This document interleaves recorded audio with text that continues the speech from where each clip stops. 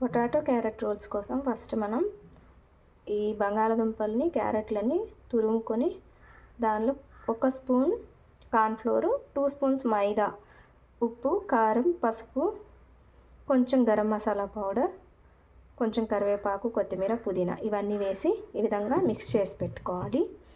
తర్వాత చపాతీ పిండి చేసి వాటిని ఇలాగా చపాతీలాగా రోల్ చేసుకొని దీని మీద ఈ పేస్ట్ని అప్లై చేయాలి. ఈ స్టఫ్లో కొంచెం నిమ్మరసం కూడా యాడ్ చేసుకోండి. ఆనియన్స్, నిమ్మరసం ఇలాంటివి వేసుకున్నా కూడా బాగుంటుంది. నేనైతే ఆనియన్స్ వేయలేదు, కొంచెం రోల్ చేయడానికి కష్టంగా ఉంటుందేమో అని. ఇలా మీరు ఏ స్టఫ్తో అయినా ట్రై చేయొచ్చు. ఈ రోల్స్ అనేవి చాలా బాగుంటాయి. ఈ విధంగా రోల్ చేసుకోవాలి.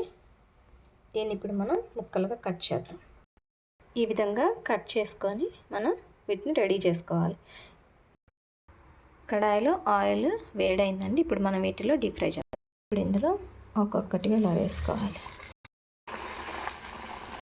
వీటిని నెమ్మదిగా మీడియం ఫ్లేమ్లో ఫ్రై చేసుకోవాలి.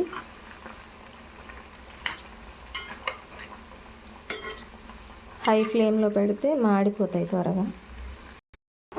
ఇవి వేగొచ్చేసేయండి. ఇంకా మీకు ఇందులో కావాలంటే మీరు అల్లం వెల్లుల్లి పేస్ట్ అట్లా ఏమైనా యాడ్ చేయొచ్చు. నేనైతే స్కిప్ చేశాను, ఎందుకంటే అన్నిట్లో ఏం మసాలాలే అని.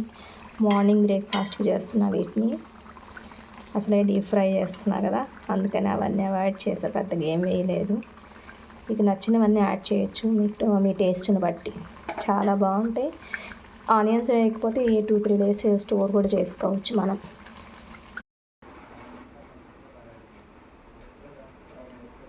కలర్ఫుల్గా బ్యూటిఫుల్గా రెడీ అయిపోయినాయి మన రోల్స్. చాలా టేస్టీగా ఉన్నాయి. ఇవి ఏ స్టఫ్తో చేసినా కానీ సూపర్ టేస్ట్ని ఇస్తున్నాయి. సో మీరు కూడా కంపల్సరీగా దీన్ని ట్రై చేయండి. మీ పిల్లలు డెఫినెట్గా దీన్ని ఇష్టపడతారు. చాలా ఈజీగా ఉంటుంది, ఇదేం పెద్ద కష్టం కూడా కాదు.